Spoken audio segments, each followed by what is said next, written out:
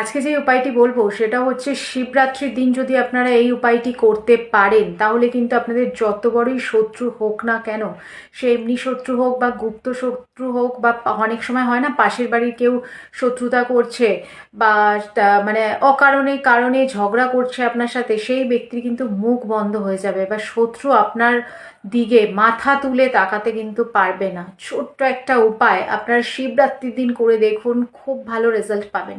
আপনারা কি করবেন, সূর্যাস্তের পর, শিবরাত্রির দিন সূর্যাস্তের পর অর্থাৎ সন্ধ্যাবেলা একটা লবঙ্গ নিয়ে নেবেন, নিয়ে নিজের মাথার ওপর থেকে 3বার অ্যান্টি ক্লকওয়াইজ ঘোরাবেন। যখন ঘোরাবেন শত্রুর নাম, সারনেম সমেত, মানে নাম বা তার পদবী সমেত যেটাকে বলে, মানে ফুল নেম আপনারা বলবেন আর শত্রুর মুখটা স্মরণ করবেন আর মাথার ওপর থেকে 3বার লবঙ্গটা ঘুরিয়ে আপনার পেছন দিকে ফেলে দিন।